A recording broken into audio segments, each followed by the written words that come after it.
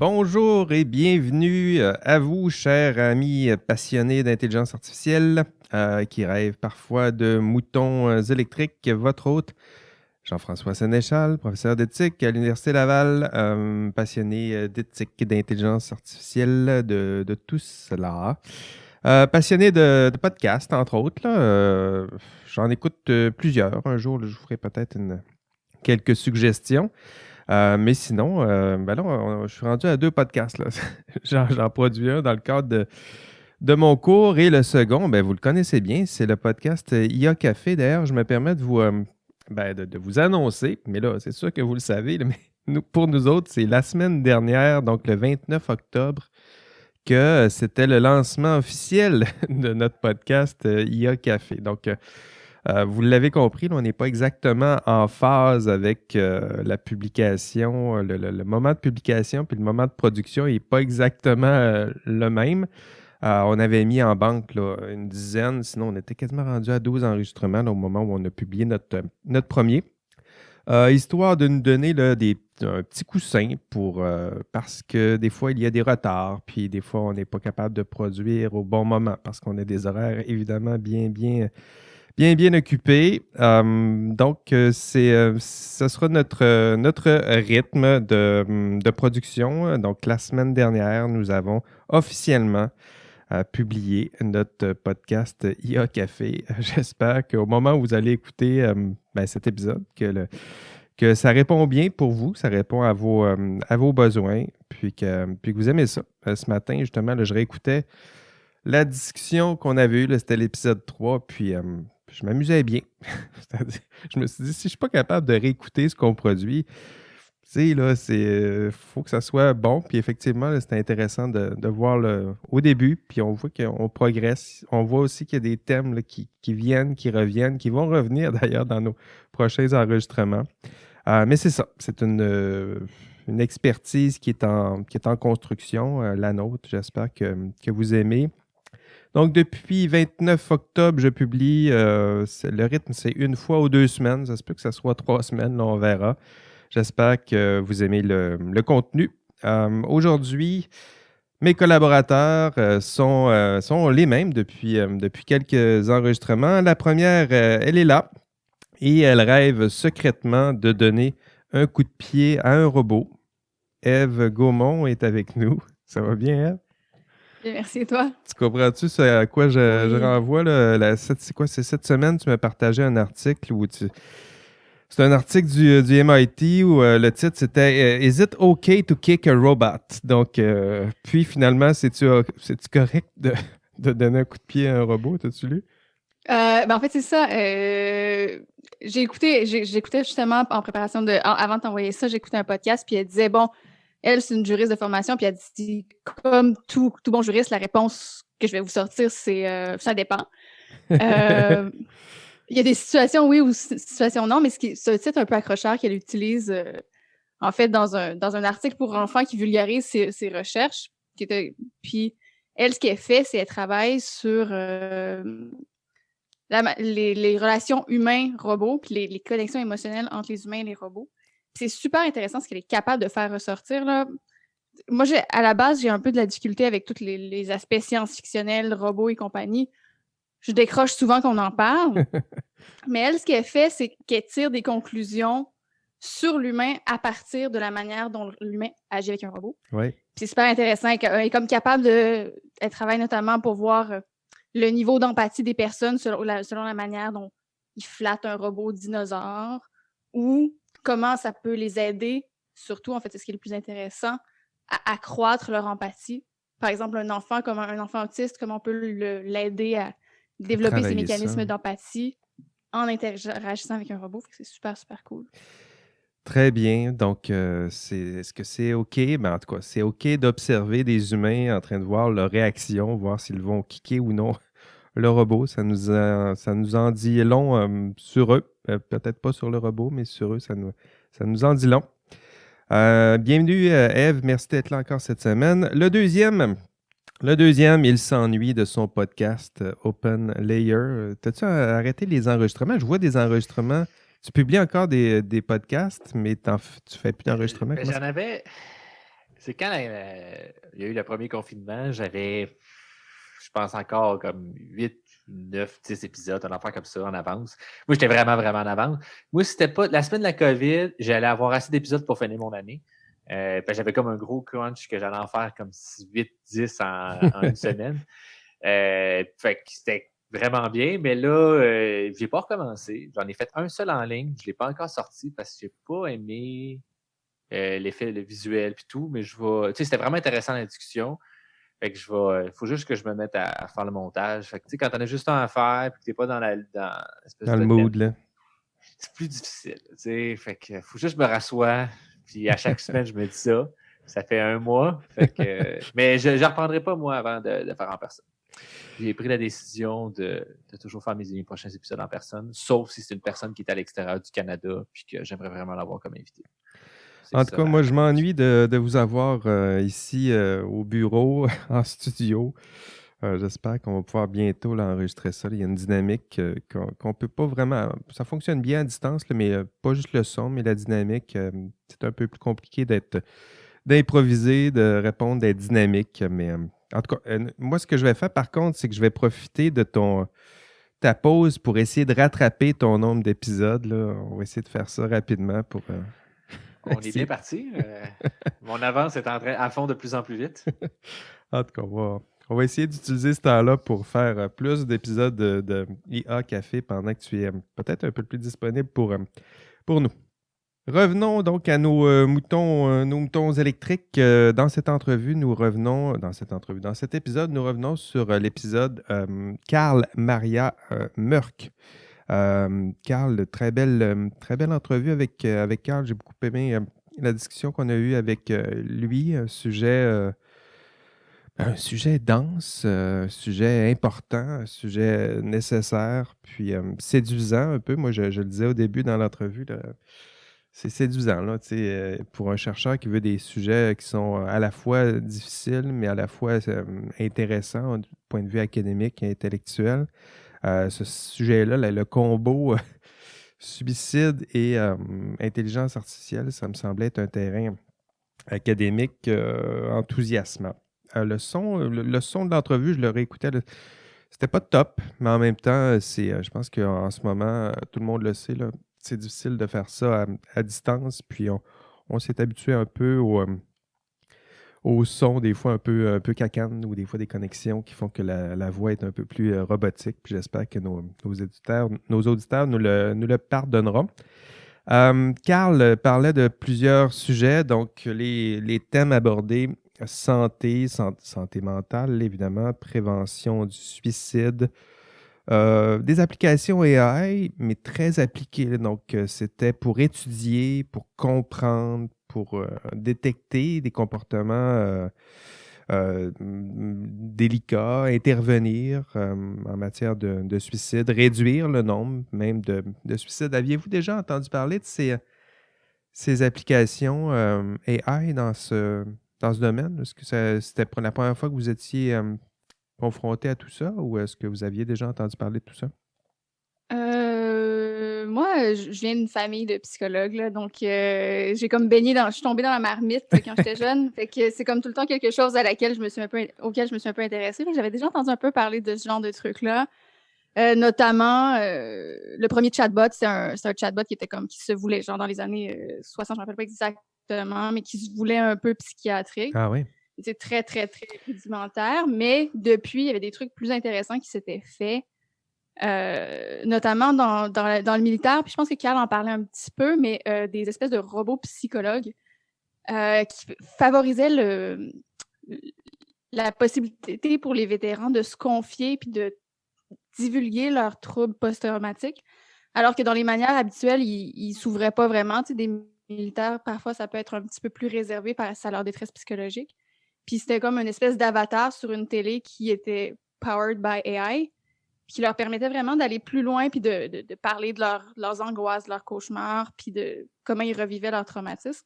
Ça, c'était dans les années 60, sinon, non. Elisa, le premier chatbot dans les années 60. Se construisant là-dessus, ils ont construit, je dirais 2010, entre 2010 et 2020, un robot psychologue, Ellie, je crois, qui, ça, tu sais, vraiment, c'est de la vraie intelligence artificielle là, qui reconnaît quel type de confession là, on lui fait, puis qui apprend à faire des mécanismes de transfert et compagnie. Là, tu sais, plutôt intéressant. Puis sinon, truc de suicide, Facebook aussi, qu'on aura certainement l'opportunité de parler, mais parce que ça a été le cœur de la discussion avec Carl, mais Carl, en 2018, avait comme fait ils envoyaient le monde, ils envoyaient les policiers. Là, quand ils détectaient des trucs sur Facebook, ils envoyaient les policiers pour empêcher des suicides. Fait que, ça avait beaucoup de bruit quelques temps. Ben oui. Je suis allé valider, c'est bien Ellie. Puis c'est des années 2015 à peu près là, que ça a été fait. Là. Puis c'est effectivement pour les US Army Soldiers pour parler de PTSD. Puis toi, David, techniquement, t'avais-tu entendu parler de ce genre d'application-là? Tu vois-tu des potentialités? Tu vois-tu J'avais surtout attendu, c'était à peu près ça là, des années 2015 aussi, quand il y avait eu l'histoire avec Facebook, justement, sur la détection de messages de suicide. Puis, est-ce qu'il y a une action qui doit être prise par Facebook par rapport à ça? Puis, pas plus que ça, mais mes travaux de recherche portent moins sur tout ce qui est santé, mais c'est à peu près ce que j'avais été confronté. Mais suite aux discussions, je suis allé faire un petit peu de recherche, puis j'ai trouvé plein de choses intéressantes quand même. Qu'on pourra parler plus tard. OK, c'est bien. Je vais te relancer un peu plus tard. Il y a les exemples d'applications, il y en avait plusieurs. Là. Je me permets quand même de résumer un peu ce qui a été dit. Donc, pour Carl, il a mentionné des IA pour analyser les comportements humains, donc qui accompagnent, là, c'est revenu souvent, qui accompagnent les intervenants. C'est plus de l'ordre du soutien et de l'accompagnement. Des IA qui peuvent nous aider à détecter des comportements à risque, des données pour mieux prédire des comportements, pour intervenir. Évidemment, il y avait l'exemple de Facebook qui tente d'identifier des indices de comportements suicidaires, parfois à l'insu même des utilisateurs. Facebook qui évalue le nombre de messages positifs, négatifs, qui influencent donc l'effet sur l'humeur. Ça, c'était intéressant aussi. Là. Comment le nombre, je sais pas, c'était pas une si grande surprise que ça, là, mais le fait qu'on reçoive à ce point-là des messages négatifs, ça se peut que ça affecte notre humeur. On est dans les élections américaines en ce moment, là, on le sent un peu. Autre exemple, Google et Twitter qui utilisaient des outils de modération automatisés pour signaler là aussi des comportements à risque. Il nous a parlé du projet Durkheim, de la DARPA aussi. Très intéressant là, de voir comment, pour les vétérans de guerre, des outils là, pour repérer, je pense que c'était à travers les discussions ou échanges courriels de ces vétérans-là, est-ce qu'il y aurait des signes suicidaires ou des signes de santé mentale problématiques. Il nous parlait aussi des IA en je vais essayer de le dire comme il faut, je l'ai écrit en plus, infodémiologie. Donc, c'est comme l'épidémiologie là, avec la COVID-19, mais pour lier à de l'information. Donc, des outils de repérage d'informations pertinentes utiles dans des bases de données cliniques. Donc, ça a été mentionné. Qu'est-ce qu'il y avait d'autre? Des IA qui nous accompagnent dans la gestion des réseaux sociaux, qui détectent là aussi des comportements déviants. Il nous a parlé du Canada Protocol, donc l'outil développé par Carl. C'était à la toute fin de l'entrevue. Je me suis permis quand même de résumer les principales questions là, que si vous êtes en train de développer une application AI, là, si on reprend le protocole en question, donc si vous êtes dans l'industrie, vous êtes en train d'essayer de développer ça, là, une application où il y a des données en santé qui sont colligées ou qui traitent de problèmes de santé. Les questions que Carl nous suggérait, c'était, première question, avez-vous pensé à la valeur de la science sur laquelle s'appuie votre produit? Ce qui est une bonne idée. Là. Ça tient-tu la route là, ou c'est juste une mauvaise idée mal fondée? Avez-vous pensé à l'utilité, mais pour la population ciblée? Des questions importantes comme avez-vous pensé à vos conflits d'intérêts? Ça, c'est intéressant de le poser là, dès lors qu'on se met surtout si on veut que les personnes aient confiance envers notre application, si vous êtes en conflit d'intérêts, puis ça finit par se savoir, gageons que non seulement ils vont perdre confiance en vous, mais en l'application aussi qu'ils tentent de développer. Autre question, toujours dans le Canada protocole. Avez-vous pensé aux enjeux liés à la transparence? Donc, on voit là, c'est des enjeux éthiques là, qui reviennent, qui vont revenir même dans nos différents épisodes. Avez-vous pensé donc aux enjeux liés à la transparence, liés à la vie privée, liés au consentement libre et éclairé? On parle du droit à l'oubli. C'est intéressant, c'est une notion qui devrait revenir aussi, ça, le droit à l'oubli. Lorsqu'on donne des données, le droit au retrait, mais le droit à l'oubli, à l'effacement, là, je dirais, de nos traces, c'est intéressant. Autre question, toujours dans le protocole. Avez-vous pensé aux enjeux de sécurité? Ben là, il faudrait, j'imagine qu'il faut penser à ça. L'accès donc aux tierces parties, les données sensibles, le besoin peut-être d'intervention humaine. On est toujours dans la sécurité, là. Des fois, les applications, on a besoin d'avoir un humain à l'autre bout qui est toujours prêt à intervenir aux besoins. Autre question, avez-vous pensé aux risques sur la santé? Évidemment, donc les soins prévus, la réaction que vous aurez si jamais vous détectez des risques sur la santé, comment les résoudre, comment accompagner. Donc, là, ici, il y a tous les concepts là, de bienfaisance, non-malfaisance, faire du bien, pas faire de mal. Donc, ça revient toujours dans son protocole. C'est plein de questions là, qui sont riches. C'est sûr que je les liste comme ça, mais il y a plusieurs enjeux éthiques importants. Je pense qu'on pourrait réfléchir sur chacun de ces thèmes, mais c'est intéressant de les lister comme ça pour voir tout ce à quoi il faut penser. Là. Tu sais, des fois, on essaie de développer des applications. C'est quoi les enjeux éthiques? Il faudrait penser à tout. Ben, tout, vous ne serez jamais capable, mais si vous passez à travers le protocole, ben, c'est déjà un bon départ. Dernière question, avez-vous pensé aux biais? Ben oui.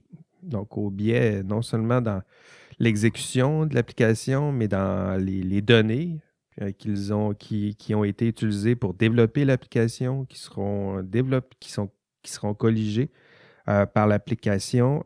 Donc, tout ça dans la sélection, la transformation, les biais, on y revient. Donc, ça, c'était les 5 grandes catégories, là, je dirais, des questions auxquelles il faut penser, du moins à la lumière du protocole proposé par Carl et son équipe. Vous, dans l'entrevue avec Carl, je liste des choses, je fais le résumé. C'est quoi qui a attiré le plus votre attention dans ce que Carl les thèmes qui ont été abordés? Tout était tellement intéressant. Moi, il y a un truc que j'ai bien aimé, c'est quand il parlait du fait qu'on essayait souvent de trouver, actuellement, on essayait de trouver les chercheurs essaient de trouver des modèles de prévention du suicide qui est un peu universel, qui s'appliquait à tous. Puis, avec les Facebook de ce monde qui discutent de modération de contenu, puis qui essaient d'appliquer des règles partout les mêmes. Moi, c'est quelque chose qui m'intéresse beaucoup les particularités nationales, les particularités, comment chacun des États ou chacune des populations, chacun des groupes peuvent avoir leurs propres caractéristiques. Puis, par exemple, quelqu'un qui parle fort, est-ce que ça veut dire qu'il y a un trouble de personnalité limite? Ben, tu sais, peut-être que c'est pas la même chose au Canada qu'ailleurs. Oui, Ça, je c'est trouvais vrai. que c'était un élément intéressant, puis ça se reproduit. Ça se reproduit aussi dans le contexte du suicide. Là. Qu'est-ce que l'expression d'une détresse, qu'est-ce que ça veut dire ici? Qu'est-ce que ça veut dire ailleurs? Ça, je trouvais ça plutôt Oui, cool. je pense qu'il résistait à l'idée que, tu sais, d'appliquer peut-être des techniques puis des solutions qui fonctionnent à très petite échelle dans une société particulière. Ici, au Québec, qu'est-ce qui fonctionne? Mais là, de prendre ça et d'appliquer ça à très large échelle, disons, sur des réseaux sociaux, en présumant que notre façon de détecter les comportements qui peuvent être à risque ici au Québec, bien, ça pourrait s'appliquer à l'entièreté du monde, peu importe la culture, peu importe la société.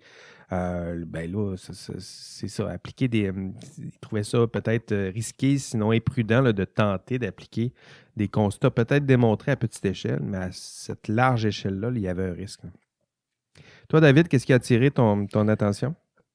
Ouais, je continue un petit peu sur le même point. Puis finalement, on parle ici, c'est un problème de généralisation du problème. Donc, on essaie d'observer des cas très spécifiques, puis de généraliser pour l'ensemble du monde, puis de voir, on fait des données des États-Unis, puis on a des modèles qui sont bons pour la Chine, puis etc. partout. Ça amène quand même des problèmes. Souvent, dans ce type d'approche-là, on va avoir des métriques, donc une espèce de façon de calculer les erreurs, puis de s'évaluer pour dire notre modèle est bon comme ça. Puis, je vais ramener un petit peu à ceux qui ont fait un peu des statistiques. Qu'est-ce qui est très dangereux dans ce cas-là, à un sens, c'est de ne pas détecter un positif. Fait qu'on dit quelque chose qui est négatif alors qu'il devrait être positif, donc c'est un faux négatif. Puis, Facebook, entre autres, c'est ça que je l'ai beaucoup parlé. Il y a un article en 2015, ils ont lancé ce programme-là. Puis, ils ont mis en place un système qui permet de détecter. Fait que c'est sensiblement un sentiment analysis qu'on appelle. C'est suite à des messages ou à du contenu que je propose, on essaie de déterminer c'est quoi mon sentiment par rapport à une position. Puis là, c'est un peu mes émotions ici qu'on tente d'avoir. Sentiment par rapport à ma vie, peut-être qu'on pourrait dire. Puis, un point qui est ressorti, il y a une étude finalement qui a étudié ça parce que c'est fait très dans un vase clos. Là. C'est une compagnie privée en bourse qui a des intérêts commerciaux qui décide de prendre finalement un espèce de projet de société, de pouvoir avoir un impact sur la vie des gens, puis de faire ça très fermé, là, on fait ça à l'interne. Puis, il n'y a pas vraiment eu de nouvelles de ça. Ils ont annoncé ça en 2015, puis en 2017-2018, fin 2018, il y a des chercheurs qui ont commencé à s'intéresser à ça. Puis, il y aurait 3500 cas où est-ce que Facebook a appelé les autorités locales pour dire qu'il y a quelqu'un qu'on pense qui fait une atteinte à sa vie. 3500 au total? 3500 cas, du moins, qui ont été recensés. Là, ici, en 2018, dans cette étude-là, 3500 cas qui ont été. Là, ils ont cherry-pick quelques-uns, puis ils donnent des exemples. Sur 4 cas qu'ils ont étudiés, il y en a un que la personne, ils ont réussi à sauver la personne. C'était un live stream de son suicide. Fait que, sans dire que c'était facile, on peut dire que c'est un cas assez facile. Tu fais un live stream, puis les symptômes sont assez là. Il y en a 2 qui sont arrivés trop tard, malheureusement pour ces personnes-là. Puis la 4e, c'était un faux positif. C'est-à-dire qu'on a dit qu'on pensait que la personne allait se suicider, mais elle ne voulait pas se suicider. Les policiers sont arrivés sur place. Là, la personne a dit non, je n'ai pas envie de me suicider, non, rien. Puis ils ne l'ont pas cru, ils l'ont embarqué, puis ils l'ont envoyé dans un hôpital psychiatrique. Et ça a quand même des dommages importants parce que là, tu dis, c'est pas si pire, tu vas juste à l'hôpital. Oui, mais mettons, aux États-Unis, là, tout ce qui est santé mentale, c'est des dossiers qui te suivent à vie pour ton assureur. Fait que là, elle est peut-être plus assurable à cause de ça. Peut-être qu'elle n'est plus capable d'avoir une assurance vie parce que, ou une assurance médicaments parce que là, elle a un dossier comme quoi qui est rentré en hôpital psychiatrique pour tentative de suicide, même si ce n'est pas vrai. Ça se pourrait qu'elle ne peut plus s'assurer, avoir droit à des médicaments, avoir droit à des emplois parce qu'il y a un ordinateur quelque part dans un vase très clos qui a dit on pense que cette personne-là veut se suicider. C'est quand même important comme dommage sur la vie des gens pour une entreprise qui est cotée en bourse, qui n'a aucun droit de retard, pas de comité d'éthique, c'est pas un projet. Puis un point important que justement qu'ils disent, c'est qu'en santé, les chercheurs qui font ce genre de programme-là ont un bagage à avoir là, de choses à s'assurer, la conformité, d'être transparent, d'être ça. Puis eux autres font ça en toute impunité, dans l'ombre totale. Puis il n'y a personne qui est capable de mettre une loupe là-dessus et de dire ça, ce que tu fais, c'est pas correct, genre, t'as pas le droit de faire ça. Puis c'est juste des gens comme toi et moi qui est bon nécessairement en informatique qui fait des affaires comme ça. En tout cas, du moins, ce que je peux voir avec ça. Je ne sais pas qu'est-ce qu'ils ont dans l'équipe, là. Je fais un petit peu peut-être un jugement là-dessus, mais présentement, c'est à ça que ça ressemble. Tu sais. On n'a pas d'idée qu'est-ce qui s'est passé. Là. Oui, mais c'est intéressant. Ça explique aussi pourquoi Carl donnait autant d'importance à ce problème-là là, qui sont les faux positifs. Donc, de ne pas détecter à la limite quelqu'un qui a des comportements qui peuvent être dangereux, à la limite, ça serait peut-être tolérable plus que de, justement, je pense que l'exemple que tu donnes est éclairant, là, l'idée qu'on pourrait cerner ou identifier une personne qui aurait des comportements suicidaires alors qu'elle nie tout ça. Donc, déjà, si elle le nie, pour moi, ça me satisfait comme preuve, en tout cas suffisamment pour ne pas l'embarquer puis l'amener à l'hôpital. Mais on peut voir où ça nous mène tout ça. D'ailleurs, c'était toi, Ève, qui avait soulevé l'idée de cette prophétie. Ça revient souvent là, avec le suicide. Prophétie auto-réalisatrice, c'est-à-dire que le simple fait de l'évoquer ou de pointer pourrait induire des comportements délicats, c'est ça? Oui, absolument. Puis à la limite, je ne sais pas exactement comment les mécanismes fonctionnent, comment ça mène à ça, mais si on me dit que j'ai tous les traits d'une personne suicidaire, que possiblement ma vie va pas si bien, bien, ça introduit dans mon esprit cette possibilité-là. Puis une fois que la possibilité est introduite dans mon esprit, ben, ça peut pernicieusement faire son chemin, ce qui est un peu tannant là, quand même, mais pour encore utiliser un euphémisme, mais ouais, mais puis je m'interroge quand même aussi là, sur les questions, ben, clairement, de protection des renseignements personnels, puis sur ces renseignements personnels-là, je pense que je le disais dans l'entrevue, mais normalement, quand tu collectes une donnée, quand Facebook collecte une donnée, elle doit avoir une finalité, puis te dire à quelle finalité elle collecte ces données-là. Puis je suis pas mal certaine que ça fait pas partie des motifs, là. Je pense pas que Facebook, en fait, je suis certaine que Facebook ne nous parle pas de la protection de notre santé mentale quand on consent et on s'abonne à ce site-là. Puis, Comme je me rappelle pas d'avoir consenti à ça, c'est sûr. Est-ce que tu te rappelles d'avoir lu La Politique? Je m'en rappelle pas non plus. C'est ça. Il n'y a personne qui les lit. Au final, là, les stats sont clairs là-dessus. Il n'y a personne qui lit les conditions d'utilisation de Facebook. Mais, oui, on reviendra avec l'exemple de notre prochain invité. William, William a abordé ça, là, les contrats. Il reviendra peut-être un peu plus tard, mais c'est intéressant. Les faux positifs, le risque d'erreur. D'ailleurs, parlant d'erreur, j'en ai fait une pendant l'entrevue. Je me réécoutais où j'ai fini par dire, à force d'en parler, ça va arriver. Là. C'est-à-dire qu'à un moment donné, on parlait pendant l'entrevue de la série 13 Reasons Why ou quelque chose comme ça. Là. En disant, puis je disais, à force de parler de suicide, ça peut peut-être engendrer des comportements suicidaires. J'ai résumé en disant, à force d'en parler, on va générer des suicides. Puis à cela, il m'a répondu, non, c'est pas exactement ça. Puis je pense que c'est bien de refaire cette nuance-là, là, c'est-à-dire que, puis je suis allé voir sur le Service canadien de prévention du suicide où c'est clairement expliqué, là, puis bien mentionné d'ailleurs, que parler du suicide n'engendre pas de suicide. Hein? Donc, c'est aussi clair que ça. Ce que Carl expliquait, c'était l'effet plutôt Werther. Je ne sais pas avec quel accent il faut que je le dise, l'accent de Saguenay ou l'accent anglais. Il disait que c'était en 1982, donc un sociologue qui étudiait le nombre de suicides suivant l'apparition dans les médias d'un cas de suicide. Puis quand on a des parutions de cas de suicide dans les médias avec des personnalités publiques, là, on a un effet sur les comportements suicidaires des populations là, qui peuvent être touchées par ces suicides-là. Là, comme l'exemple qu'il disait dans l'article en question que je suis allé explorer, il disait, à mon époque, le suicide de Kurt Cobain, il y a eu une hausse de 11,7 %, probablement ici que c'est la détection de comportements suicidaires. Donc, 11 points. Donc, il y a un effet là, significatif, mais pas lorsqu'on en parle. Lorsqu'on fait de la sensibilisation, il n'y a pas d'effet, mais c'est plutôt lorsqu'il y a des comportements suicidaires, lorsqu'on se met à décrire comment le suicide a été commis à ce moment-là. Il y a tout à coup des tendances de façon, de méthodes suicidaires là, qui peuvent tout à coup prendre une sorte d'être de plus en plus populaire et curieusement et absurdement populaire. OK. Donc, les faux positifs, ça a attiré notre attention. Moi, je dirais que ce qui a attiré mon attention aussi, c'est c'est l'idée même que, moi, je pense que c'est ça qui m'intéressait peut-être davantage puis que j'aimerais éventuellement discuter avec lui de tout ça. Là, c'était lorsque Carl il expliquait comment ces intelligences artificielles peuvent être utilisées comme outils épidémiologiques. Donc, c'est un peu comme on analyse là, la COVID en ce moment là, avec le nombre de cas. Comment on pouvait utiliser l'intelligence artificielle pour étudier, de la même façon qu'on étudie la COVID, là, le nombre de cas, le nombre de détections, le nombre d'hospitalisations, puis tranquillement de faire des recoupements.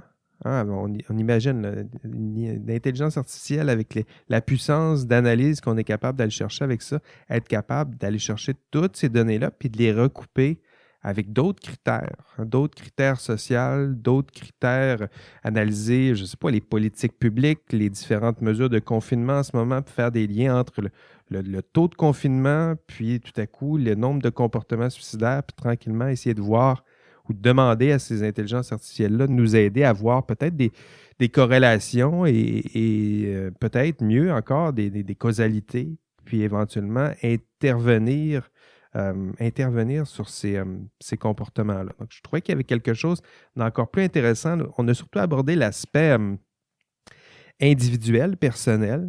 Comment que l'outil peut nous aider à détecter des comportements individuels problématiques. Mais moi, ce qui m'intéresserait davantage, c'est voir comment ces outils-là peuvent être efficaces pour nous aider à identifier des comportements sociaux ou des traits sociaux ou des critères sociaux qui peuvent influencer le nombre de suicides par année, par exemple. Moi, ça me fascine depuis que je m'intéresse un peu à la sociologie. Là, avec les travaux de Durkheim, il y avait ça, il y avait l'idée complètement farfelue que chaque société génère son nombre de suicides à chaque année. Là. Puis il y a des sociétés qui génèrent plus de suicides que d'autres. Je suis allé voir les chiffres en ce moment. Là, en Lituanie, c'est en ce moment 31,9 suicides par 100 000 habitants. Puis c'est assez constant au cours des années. Maroc, 2,9. Donc de 31 à 2,9. En France, 17,5 suicides par 100 000 habitants. Au Canada, 12,5. Donc, chaque société, qu'est-ce qu'il y a dans nos sociétés qui génère un peu plus ou un peu moins de suicides? L'idée que j'avais en tête, c'est est-ce que ces IA-là, qui sont capables d'aller voir, là, d'aller éplucher plusieurs critères, plusieurs paramètres, est-ce qu'éventuellement, ils seraient capables de nous aider à identifier des critères un peu plus sociaux, là, épidémiologiques, le suicide compris là, comme une épidémie? Est-ce que ces IA-là pourraient nous aider, c'est ça, identifier des critères plus sociologiques sur lesquels éventuellement on pourrait agir? Donc ça, c'était la dimension là, de ces outils-là appliqués au suicide que j'aurais peut-être aimé explorer encore un peu plus. Pas juste la détection des comportements problématiques ou délicats individuels, mais des critères sociaux là, sur lesquels qu'on pourrait peut-être mieux comprendre grâce à ces IA, puis éventuellement sur lesquels on pourrait peut-être agir. Donc, c'était la partie qui a attiré, pas qui a attiré mon attention pendant l'entrevue, mais je dirais que c'est le côté quand je repartais à la maison, quand je marchais, là, c'était ce bout-là là, du questionnement que je n'avais pas assez exploré, puis qui me turlupinait, qui me spinait un peu en tête. Vous, est-ce qu'il y avait d'autres choses qui avaient attiré votre attention pendant l'entrevue? Ben, pour continuer un peu sur ce que tu dis, effectivement, c'est vrai que, tu sais, parce que actuellement, on voit beaucoup l'IA, on appelle en supervisé, donc on a un objectif à atteindre, puis on entraîne un modèle pour atteindre cet objectif-là, c'est-à-dire, par exemple, une étiquette A, B, C ou D ou des choses comme ça. C'est beaucoup ce qui est très utilisé couramment sur le marché parce que c'est facilement atteignable, entre guillemets, puis c'est ça les premières avancées qu'il y a eu. Puis là, ce que tu parles plus, c'est beaucoup plus quelque chose qui est trouve-moi des patterns, analyse-moi des trucs, mais genre, je ne sais pas qu'est-ce que tu dois chercher, mais tu dois chercher quelque chose qui est plus non supervisé qu'on appelle. Puis c'est vrai que ça, présentement, c'est en train d'évoluer, puis c'est vraiment intéressant, mais c'est plus c'est comme l'analyse de données, du forage de données, des trucs comme ça. Puis ce que j'ai l'impression, c'est que c'est pas encore cette connaissance-là n'est pas encore arrivée pleinement en sciences sociales. C'est encore très niche en informatique. Fait que c'est peut-être pour ça que, justement, on n'a pas encore eu des choses, mais effectivement, ben, il y a peut-être un aspect économique, peut-être à ça aussi. Les sciences sociales, les premières qui sont appropriées, si on veut, l'IA, c'est marketing, e-commerce, des choses comme ça, parce que on ne va pas se cacher, il y a de l'argent à faire. T'sais. Alors que là, un étudiant qui est pas nécessairement, qui est en sciences sociales, souvent l'étiquette de pas nécessairement aimer les maths ou des choses comme ça, ou l'informatique, c'est peut-être pas quelque chose qui est proche pour lui. Fait que c'est peut-être pour ça que j'ai l'impression, mais effectivement, je pense qu'il y aurait vraiment un plus-value. C'est là que le multidisciplinaire serait intéressant de dire hey, on va prendre ce que vous faites en informatique, amène-moi un chercheur, puis on va faire du forage de données, puis on va chercher, on ne sait pas qu'est-ce qu'on cherche, mais on veut chercher des comportements, on veut faire sortir des choses. On va peut-être trouver des liens entre différents critères, je ne sais pas, la présence de telle politique publique qui revient toujours, ou tel filet social qui est toujours là dans telle société qui tout à coup influence à la hausse, à la baisse les comportements suicidaires. Donc, c'était l'aspect, la dimension sociologique là, de tout ça là, qui a plus attiré mon attention. Ève, tu avais quelque chose à ajouter ou non? Ouais, ben, je rebondirais là-dessus. Je trouve ça super intéressant intellectuellement parlant, mais je vais arriver un peu comme un casseuse de party peut-être. Vas-y. Mais est-ce qu'on n'est pas un peu dans l'ordre du technosolutionnisme, tu sais, dans le sens où le problème, le suicide, c'est un problème qui est grave, on va, avec des outils technologiques, essayer d'y répondre. Par exemple, si on regarde les communautés autochtones dans le Grand Nord, au Canada, tu sais, c'est une des sociétés qui serait plus proche de la Lituanie, là. Il y a des taux importants de suicide, puis j'ai l'impression qu'on a quand même une bonne idée de certains des facteurs qui militent à ça. Puis c'est quand on vient à agir que c'est peut-être moins facile de le faire, puis d'investir les budgets d'action de prévention du suicide sur un algorithme plutôt que sur des mesures claires, tu sais, enforceable tout de suite. J'ai un petit dilemme, là. Ah oui.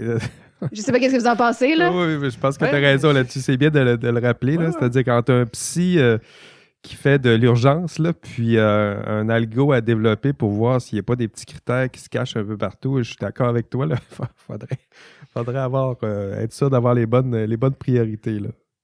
Mais tu sais, dans ce cas-là, c'est peut-être pour ramener l'addiction encore, c'est peut-être pas la bonne personne qu'on sait. Tu sais, ici, on parle beaucoup de cibler l'individu, mais peut-être qu'on pourrait cibler le professionnel, lui donner des meilleurs outils pour intervenir dans telle situation.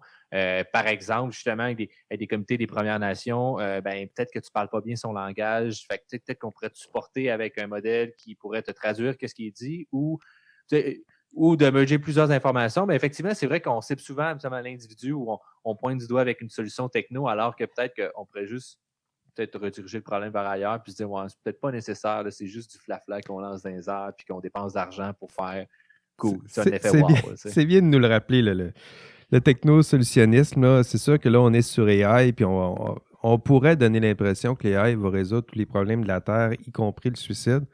Puis je pense que tu as raison de nous le rappeler. Là, c'est intellectuellement, c'est intéressant, mais c'est peut-être pas l'outil le plus pertinent, du moins pour l'instant. Nous autres, ce qu'on dit, le technosolutionnisme, là, c'est l'idée que pour quelqu'un là, qui a juste un marteau, là, tout a l'air d'un clou. Hein? T'es comme outil, là, quand ton seul outil, c'est un marteau. Là.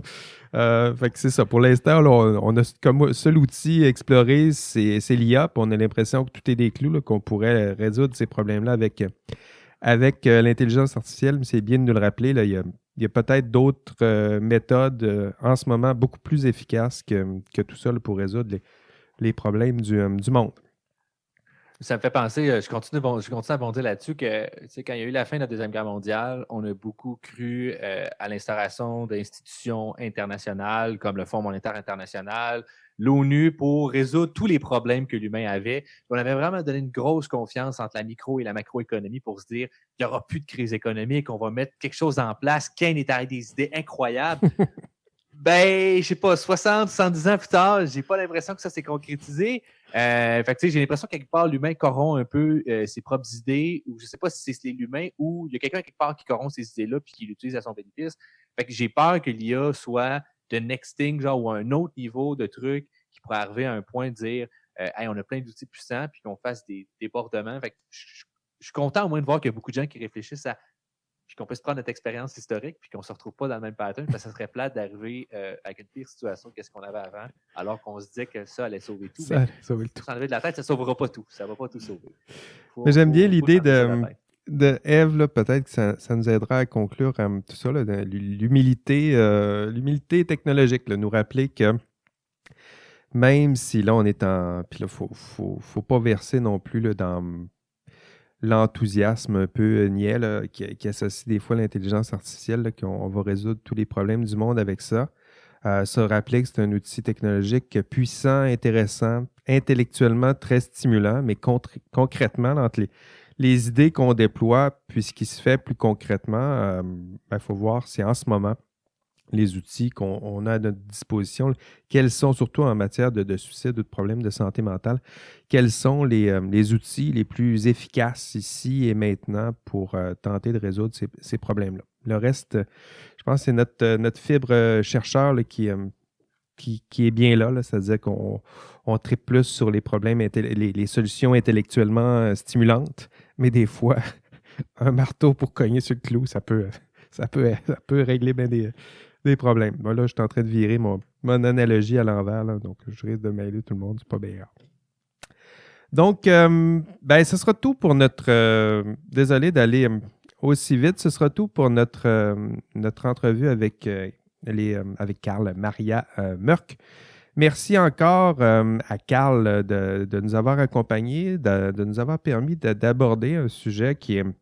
C'est pas tous les jours là, qu'on discute de ce genre de sujet-là. Donc, c'est un sujet nécessaire, profond, passionnant. Le seul sujet important, c'est ce que j'avais dit en introduction, là, selon Camus, c'est le seul sujet important. Puis là, on est à l'épisode 13. Là. Donc, on a déjà passé le seul sujet important. Désolé de vous le dire comme ça. Là. Mais le reste, ce sera moins important comme sujet. Mais du moins, on comprend mieux le sens de cette provocation de Camus. On va conclure là-dessus. Merci à vous deux, Ève, David, de m'avoir accompagné aujourd'hui. Merci à vous d'avoir écouté cet épisode d'IA Café. Mon nom, Jean-François Sénéchal. Prenez soin de vous et on se revoit au prochain épisode. Et d'ici là, on rêve peut-être de moutons électriques.